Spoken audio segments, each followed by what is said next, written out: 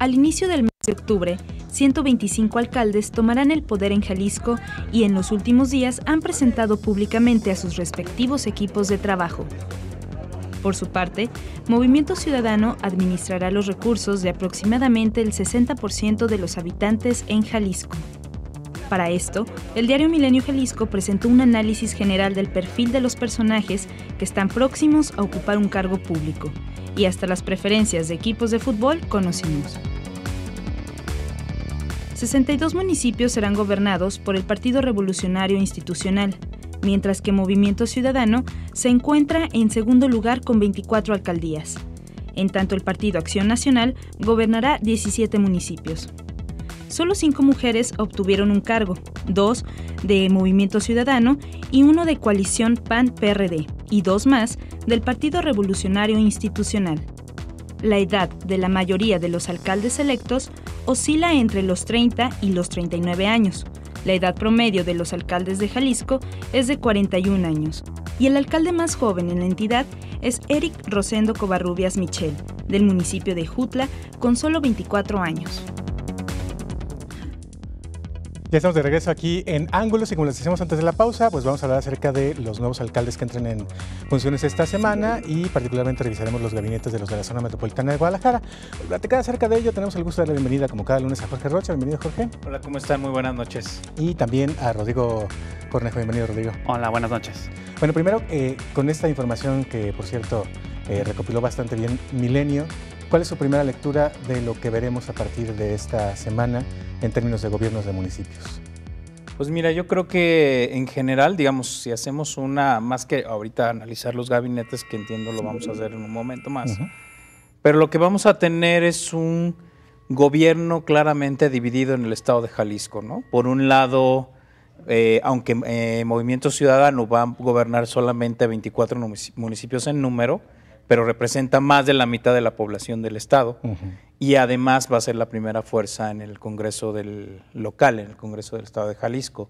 Y por otro lado, bueno, si tienes al PRI que gobierna prácticamente el resto de la entidad, digo, salvo los 17 municipios del PAN, otros 10 que obtuvo el PRD solo y con alianza con el PAN, y otros más que están ahí, digamos, que ganó Nueva Alianza, Encuentro Social, etcétera, ¿no?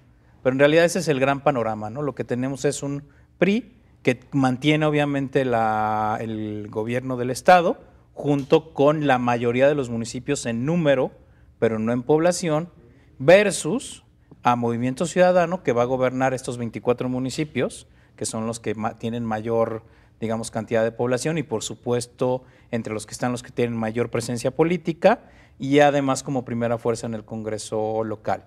Yo creo que esa es la, digamos, la gran línea política que vamos a ver en estos 3 años que vienen, ¿no? Por un lado el PRI con estas fuerzas frente a, bueno, y el PRI Aristóteles frente al Faro Movimiento Ciudadano. Y vamos a ver ahí cómo se van llevando, ¿no? Creo que es natural que en este inicio de administraciones la relación sea más o menos cordial, ¿no? Que intenten establecer puentes de acuerdos, etcétera. Pero por supuesto, mientras vaya avanzando el camino, seguramente lo que vamos a tener o vamos a empezar a tener son más conflictos, más desencuentros, obviamente, porque el punto de llegada, por lo menos de este momento político, es 2018, ¿no? Y claro, eso lo tiene muy claro tanto Movimiento Ciudadano como el PRI. Por supuesto. Ahora, parte de lo que llama la atención, Rodrigo, estos datos es que la gran mayoría de los alcaldes son jóvenes, pero donde sí fracasamos es, a pesar de que metimos en la ley el asunto, en la equidad de género. Claro. Solamente 5 de los 125 municipios de Jalisco van a estar gobernados por mujeres. Y vale la pena mencionar que en estas estadísticas que saca a la luz Milenio se ve también muy claramente que esto no es ni un problema reciente ni un fallo exclusivamente atribuible a la ley, sino que pocas alcaldesas repiten en el cargo o habían tenido alguna experiencia previa. Es decir, no es nuevo este problema de la falta de paridad de género, ya no digamos equidad, sino paridad de género, no en las candidaturas, sino efectivamente ya cuando se cristalizan las elecciones, no sabemos a ciencia cierta qué incentivos hay que darle a los partidos políticos para que hagan esto. A mí me parece que es alarmante, no solamente el hecho de que lo veamos sedimentado ya en las estructuras constituidas de poder, sino que sistemáticamente los partidos políticos y las nuevas administraciones no toman este elemento a la hora de constituir sus gabinetes, a la hora de postular a sus candidatas o incluso ni siquiera hablemos de puestos de elección popular. Preguntémonos en los 3 partidos mayoritarios en el estado de Jalisco, Movimiento Ciudadano, PRI y PAN, cuántas mujeres están en posiciones de toma de decisiones en los órganos de administración de su partido, como presidentes de partido, etcétera, ¿no? Sí, y además también en los gabinetes, porque hay que recordar que a pesar de que Enrique Alfaro, y ahorita le entramos al tema de Guadalajara, presumía que prácticamente 3 de cada 10 mujeres, no más bien, 30 y tantos % del gabinete eran con mujeres, pero si tú ves las cabezas de primer nivel solamente hay 2. De hecho, fíjate que un tema que aquí habíamos comentado con esta ley de paridad de candidaturas, no de puestos, era ese riesgo, es decir, a ver, que tú pongas mitad y mitad en las listas de regidores o en las candidaturas a diputaciones, no te va a asegurar que haya equidad en los puestos ni en los cargos de elección popular. ¿Por qué? Porque eso pasa por 2 procesos. En el caso de la elección, pues es que la ciudadanía vote por mujeres, o pasa por el asunto de que, bueno, sí van en equidad, pero los números unos los tenían en su gran mayoría hombres, ¿no? Quien iba en primer lugar eran los hombres, en el caso, por ejemplo, de las planillas de candidatos a presidentes municipales. Claro. Con lo cual, bueno, te da este efecto. Sí hay paridad, digamos, dentro del número de la planilla, pero no en el lugar. Y obviamente había libertad entre empezar con hombres o mujeres, ¿no? Y por eso te da este resultado tan desequilibrado. Lo único que nos muestra es que la ley no cambia realidades, ¿no? Y que esta ley, por supuesto, que es completamente insuficiente para crear una cultura política menos machista en Jalisco. Claro. Ahora, pues, ¿qué les parece si entramos a analizar lo de Alfaro y particularmente los nombres que han llamado la atención? Si gustan, yo les voy diciendo algunos nombres, vemos las imágenes en la pantalla y platicamos acerca de la reacción que les causa. Primero, ¿qué podemos esperar de su chamba? Empezaremos por Salvador Caro, que es el nuevo, ya le cambiaron el nombre, ya no es secretario de Seguridad, ahora es el comisario. Y por ahí Jabás ponía en uno de sus cartones, pues que al comisario, pues era el de Toy Story y estaba acompañado por Al Infinito y Más Allá por Enrique Alfaro, ¿no? A ver, empecemos con Salvador Caro. Y me aguantan los demás, por favor, en producción para ir analizando de nombre por nombre. Con Salvador Caro, ¿qué podemos decir? ¿Qué podemos esperar? Un político que siempre peleó a los directores o titulares de seguridad y que ahora le toca la rifa del tigre. A mí lo que me preocupa es el encono hacia adentro de las fuerzas de seguridad que puede llegar a generar una figura política polarizante.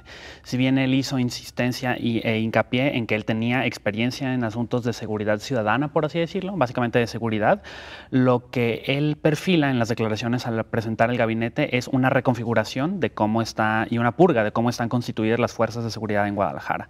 Y la interrogante que a mí me provoca Salvador Caro es qué tan exitoso llegará siendo gestionando hacia adentro las fuerzas de seguridad, habiendo chocado directamente, tal vez en declaraciones públicas y no teniendo la legitimidad administrativa que necesita para hacer esos recambios. Así que más que preocupación, a mí me genera incertidumbre. O sea que no es popular entre la tropa. Puede que no sea popular entre la tropa. También vale la pena conjugarlo con otra interrogante. ¿Quién es popular en la tropa y para qué? Es decir, no necesariamente es deseable una figura que sea muy popular entre la tropa, pero sí alguien que pueda decir yo tengo alguna clase de legitimidad y no soy su enemigo para poder reconfigurar todas estas relaciones de poder que existen en la policía. Jorge, ¿tú cómo lo ves? Con Caro las cosas positivas es que obviamente es un político que sí sabe de seguridad, eso no se puede negar, es un tipo que ha estado metido en esos temas, ¿no? Que le sabe, que entiende las dinámicas de seguridad, eso es una parte positiva. Y la otra, digamos que es una de las personas de plena confianza de Enrique Alfaro, ¿no? Es decir, digamos que es alguien que se apegaría de manera muy fuerte al proyecto alfarista. Obviamente para mí el gran problema que tendría Caro es su problema de experiencia en el asunto de la gestión y la ejecución de la cuestión de la seguridad. De hecho, el trabajo que ha hecho Caro es fundamentalmente una labor más de corte parlamentario y de regiduría. Es decir, es un asunto más, digamos a decir, de poder legislativo y va a pasar a un ejecutivo. Y además un ejecutivo que no es cualquier cosa, le va a tocar resolver el problema más sentido de los tapatíos.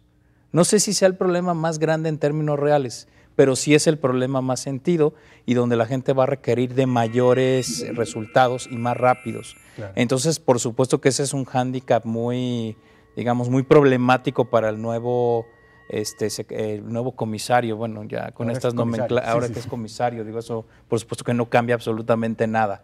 Es como decía hoy Gabriel Torres en su columna en Milenio. Pero sí, ese es para mí el gran problema, es decir, si efectivamente va a tener la capacidad de trasladar esa expertise que tienen cortes legislativos de seguridad a una lógica de ejecutivo y además en un problema tan importante. Y operativo, ¿no? A ver, aquí yo quiero adelantar rápidamente algo. Si se confirma que el señor que ya presentó los exámenes de control y confianza los pasa y queda en ese cargo de comisario de seguridad, se va a hacer acompañar por 4 personajes que son verdaderamente preocupantes. Son comandantes que ya estuvieron en las administraciones municipales de otros partidos políticos, señalados abiertamente como violadores de derechos humanos y que van a quedar como los segundos al mando de Salvador Caro. Incluso en el caso de por lo menos 2 de los 4 que estoy refiriéndome a ellos, tienen hasta una averiguación previa en la PGR por abuso de autoridad. Esa es la gente en la que va a quedar la seguridad en sus manos porque se lo están trayendo, insistimos, de otros partidos políticos. Particularmente es gente, lo voy a decir con toda claridad, de Macedonio Tamés. Es decir, es gente que había dado no precisamente los mejores resultados con el PAN. A ver, el siguiente, Diego Monraz. Diego Monraz, que ha sido tan polémico que ya generó una petición en change.org, igual que Carmelita Salinas, para que lo quite Enrique Alfaro de ahí. ¿Qué podemos decir de Diego Monraz, Rodrigo?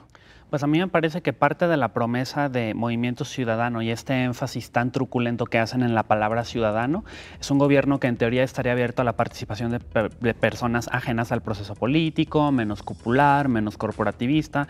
Y este nombre, sin meternos a lo fino de quién es Diego Monraz y a quién sirvió y a quién sirve, es simplemente una sola cosa: cumplimiento de cuotas políticas. Es decir, en este proceso político que dentro de muchas cosas sigue sujetado a las mismas variables de intercambio de favores, cuotas, grupos de poder, vemos que queda en el gabinete de Guadalajara cristalizada una postura que, a pesar de ser altamente impopular y garantizarse a sí misma una mención en redes sociales cuando se presenta del propio Alfaro, que dice: sé que algunas personas de mi gabinete generarán dudas, sin embargo son de mis plenas confianzas, es decir, justificándolo a priori, sabiendo que se viene la marejada de críticas.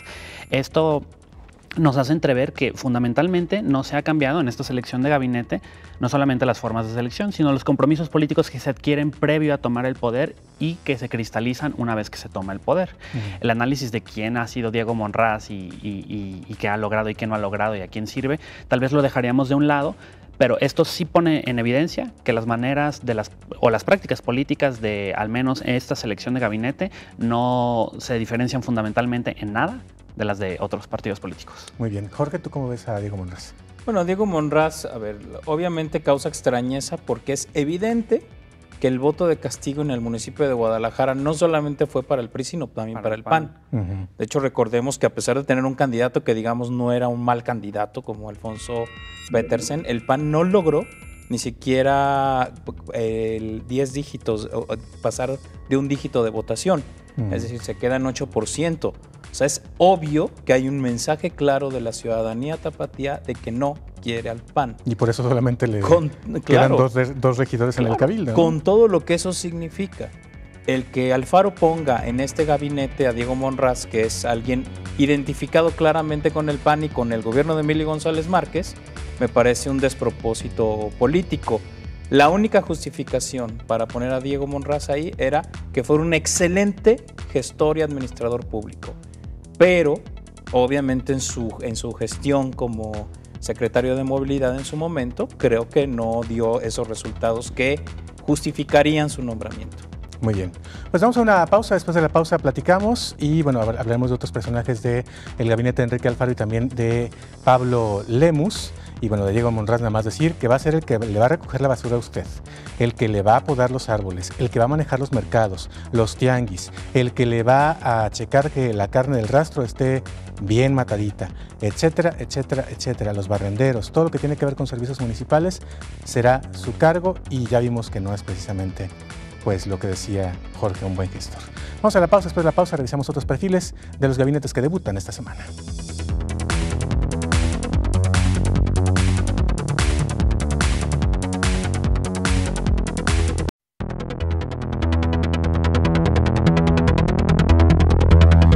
Estamos de regreso en Ángulos, analizando a los debutantes gabinetes de los ayuntamientos que esta semana entran en funciones. Estábamos con Guadalajara, ya revisamos el caso de Diego Monraz, el caso de Salvador Caro, el titular de la super coordinación de servicios municipales, que es Diego Monraz, y el señor comisario sheriff, don Salvador Caro.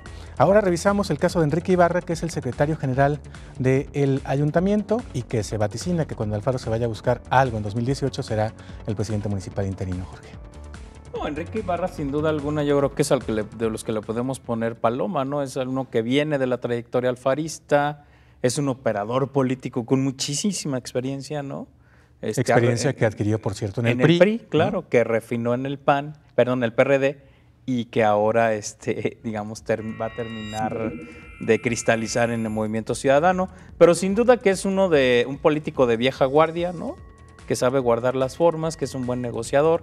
Yo creo que para ese puesto era de hecho digamos, un nombramiento esperado, ¿no? Creo que ahí yo diría bien palomita para Alfaro. Uh-huh. Y por otra parte también hay que decir que es de los que empezó desde el principio a consolidar lo que se volvió en su momento la marca Alfaro.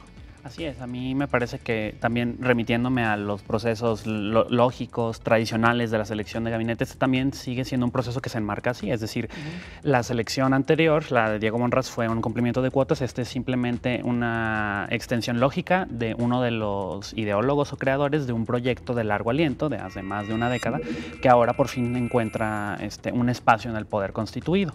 A mí me parece que sería casi ilógico no haber incluido al señor Ibarra en el gabinete, claro, y que aquí tal vez habría una relación mucho más sana que en el cumplimiento de cuotas al que hago mención, porque será una persona de las plenas confianzas de Enrique Alfaro, en donde no habrá excusa para las fallas de comunicación o la falta de efectividad, es decir, tendría que existir una relación buena de trabajo entre ellos dos y tendría que traducirse en resultados muy, muy concretos. Es decir, aquí incluso se pone la vara más alta porque no hay muchas excusas para fallar. De hecho, ¿sabes qué? El único tema que a lo mejor Enrique Ibarra tiene problemas es que el jefe de gabinete es Hugo Luna. Y entonces ahí... Que en teoría es su jefe, ¿no? Sí, entonces ahí es una cosa ahí medio rara, medio extraña, que a lo mejor se pueden estorbar, se pueden conflictuar. Habrá que ver, pues, pero para mí ese es un tema de duda en el gabinete de Alfaro. Muy bien. Ahora, en el caso de los activistas, bueno, pondremos uno que ya estaba más que cantado, pero que se confirmó, que es Mario Silva, que queda como director de movilidad en Guadalajara, que es una dependencia nueva. Como nueva es la parte en la que queda Patricia Martínez, también activista en pro de la movilidad no motorizada, quien se queda con una de las super mega coordinaciones y que algunos, pues francamente, vieron verde. Sí, sin duda alguna. Bueno, hablando de los dos, a los dos tengo el gusto de conocerlos, me considero amigo de ellos, pero efectivamente en el caso de Patricia, pues la gran duda con ella es su capacidad de gestión dentro de un gobierno municipal. O sea, esa es la gran duda. Yo creo que efectivamente de los que quedaron estas grandes megacoordinaciones es la que tiene menos experiencia, y lo preocupante es que le toca ya todos los procesos de que según yo van a ser de innovación. Exacto. Entonces, a ver si tiene la capacidad. La innovación es otra. Ajá. Pero digamos en todos estos asuntos de la gestión integral, así es, gestión integral de ciudades. Exactamente, entonces esa parte es un asunto complicado y yo no sé si tenga la capacidad para llevarlos adelante, ¿no?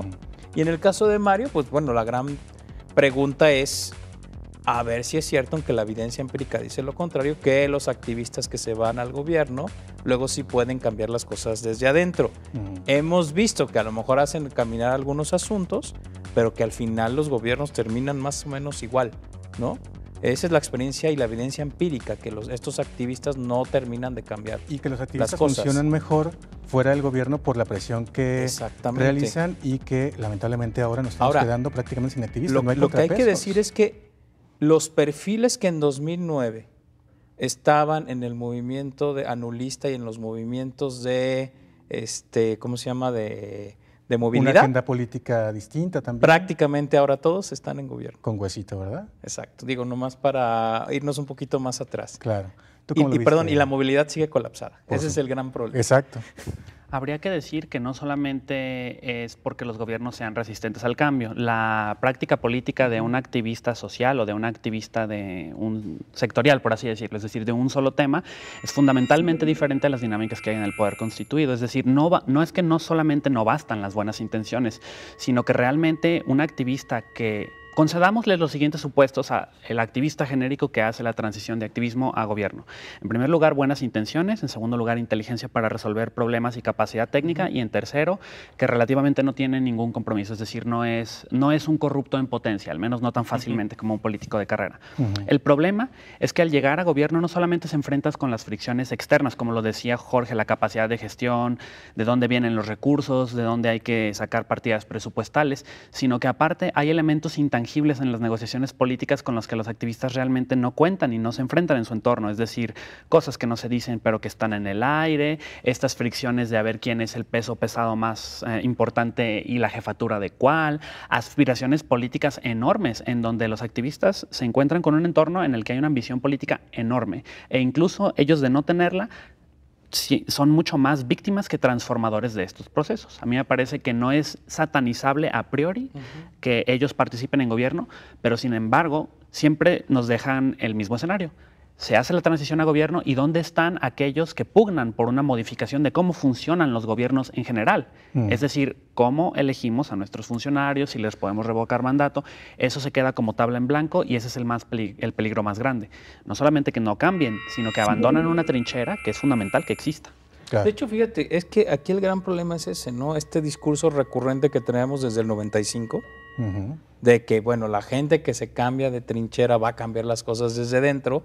Pues ya llevamos 15 años y no pasa. No, 15, 20. Bueno, 20 y no pasa. No pasa. Entonces es un problema de otro tipo. No es un asunto de, como bien decía Rodrigo, de esta buena gente que se pasa, porque además unos lo hacen bien y luego se reincorporan y no pasa nada. Exacto. Pero el problema es que en el gobierno es donde no pasa nada. Claro. Bueno, pues aquí sí pasa y lo que pasa es un corte. Ya regresamos porque después del corte vamos a abordar lo que sucede en el gabinete de Pablo Lemus, que presentó este lunes, también lo que estaría presentando el gobierno del estado como cambios este mismo lunes también.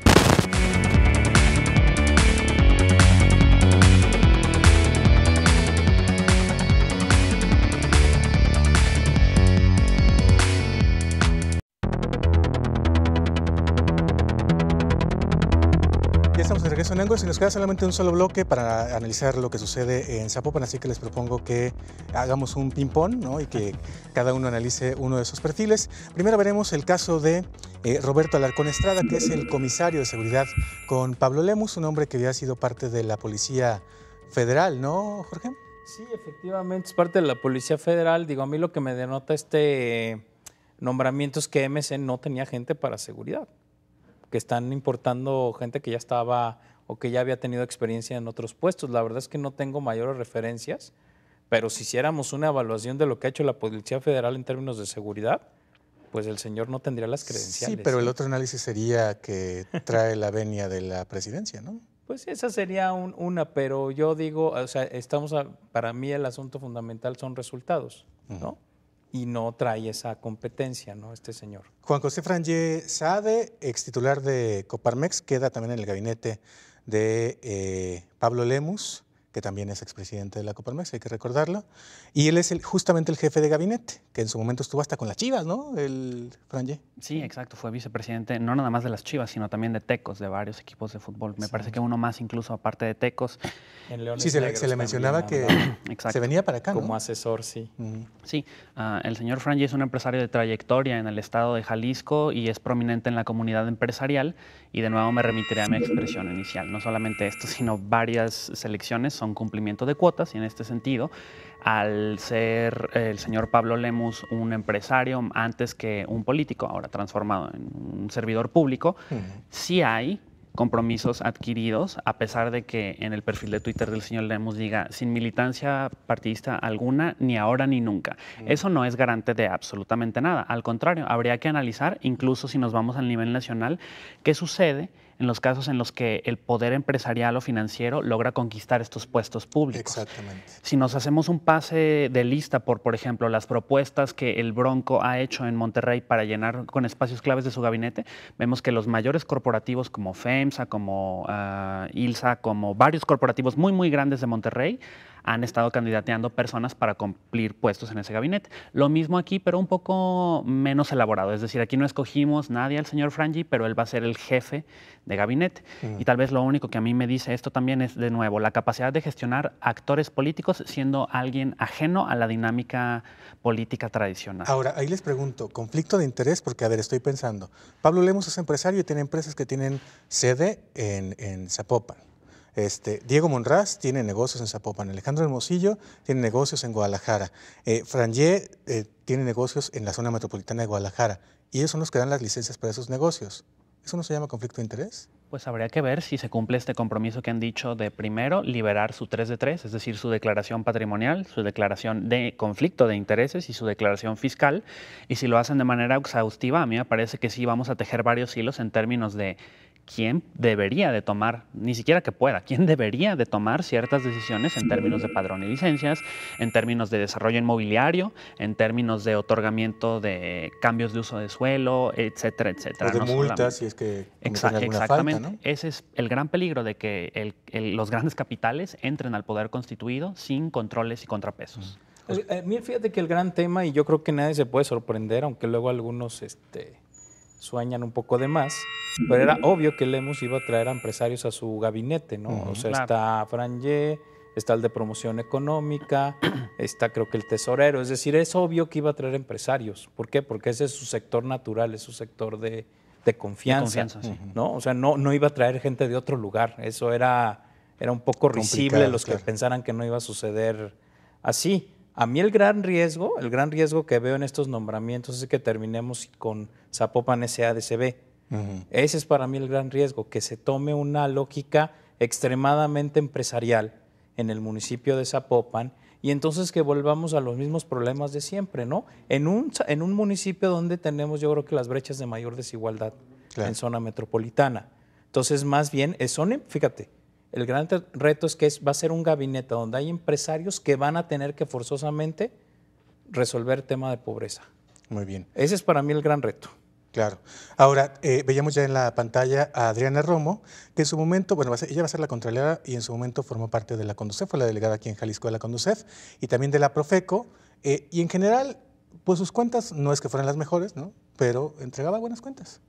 Fíjate, para mí el tema de la Contraloría es que por lo menos Lemus en el ITESO, cuando fue a visitar, dijo que el Contralor lo iba a someter a consideración de universidades y de ciudadanos. Y no lo puso a consideración. Y pone una persona que además no tiene, o sea, tiene una trayectoria de Contraloría a empresarios. Ojo, ve el perfil. Profeco, ¿sí? Y Conducef. O sea, esos son los que hacen o ponen en orden a empresarios. Que era como el contrapeso. Exactamente, era el contrapeso de los empresarios. Ahora la ponen como contrapeso para la propia administración pública. Es decir, es la misma racionalidad. Yo creo que en ese, aunque la señora tenga buenas credenciales, yo se hubiera esperado un perfil mucho más político. Claro. ¿Tú cómo la viste eso, Rodrigo? Exactamente, pues a mí me parece que tal vez sea una apuesta a construir alguna especie de interacción entre el perfil eminentemente empresarial del gabinete y alguien que funja como vaso comunicante y como contrapeso. Sin embargo, habría que ver, ya no nada más en el andar de estos funcionarios, sino en el caminar, cuál es la idea del puesto en el que fungen o los ideales que ellos quieren cumplir. Sí, estamos hablando de la ciudadanización de la política, de gobiernos que son austeros, que son honestos para consigo mismo y con la sociedad civil, pero habría que ver si la lógica empresarial no termina por permear en tanto que la eficiencia se coma a a los ideales políticos o que simplemente se entre en una lógica en el que el ciudadano es el usuario o el cliente y el gobierno es el proveedor de un servicio. Si bien muchas veces se peca de ingenuidad y se piensa que la eficiencia va en ese sentido, es decir, te voy a dar un servicio de calidad, etcétera, habría que pensar si en el caos político y social en el que vivimos en la zona metropolitana, con esa lógica reduccionista y empresarial, vamos a tener buenos resultados. Sí, aunque luego, pues por como nos tratan los burócratas, mejor quisiéramos que nos traten como nos tratan las empresas, donde sí te ven como cliente y no como acá de, ahí estamos ocupados, joven, ¿eh? Ahí venga dentro de 3 días y ahorita me estoy lavando me estoy pintando las uñas. Pero me gustaría llamar a que no pensáramos que nada más es un infierno posible y el otro un infierno un poquito más caliente. Es decir, sí existe un estadio de mejor gobierno. Históricos. O sea, Fox, que era un buen gerente de Coca-Cola, por supuesto que fue un fracaso en la política de transición democrática. O sea, tenemos casos en México de que no necesariamente que seas un buen empresario te va a llevar a ser un buen político y administrador público. Claro. Son canchas de juego diferentes. Veremos cómo logran capitalizar la gran legitimidad con la que llegan. Claro. Bien. Si es que lo logran hacer. A ver, y ahora, ya para terminar, está anunciando el gobierno del Estado esta tarde algunos cambios en el gabinete. Les voy a decir los nombres y ya ustedes me van diciendo qué les parecen rápidamente. Tomás Figueroa, en la Subsecretaría de Enlace Legislativo y Concertación Social, que queda al cargo de El Chino López en la Secretaría General de Gobierno. ¿Qué les parece que un árbitro electoral que le dio el gane al gobernador ahora trabaje con el gobernador? Pues lo que pasa es la historia también de los referees electorales, ¿no? Uno pensaría que si están ahí son gente muy imparcial que luego se regresa a una arena imparcial, ¿no? Lo que hemos visto es que no ha sido de todos, pero sí presidentes de consejos o consejeros terminan trabajando con gobiernos o terminan trabajando con partidos políticos. Es decir, no lo veo tampoco como alguna tendencia extraña, más bien fortalece la tendencia que ya tenemos. Más bien para mí lo preocupante es por qué seguimos configurando consejos electorales con afinidades partidistas. Es lo que no tendríamos que tener. Con lo cual tenemos al que le dio el gane como presidente municipal en Guadalajara, David Gómez Álvarez, como subsecretario, y al que le dio el gane como gobernador, también en un consejo ciudadano completamente imparcial, que les está pagando el favorcito, ¿o qué? Sí, pues seguimos pagando, por así decirlo, las consecuencias de la desconcentración de facultades del Instituto Federal Electoral en ese entonces, que ahora se han tratado un poco de reconcentrar, pero estas ganas de tener influencia en lo electoral de los gobiernos constituidos siempre van a existir.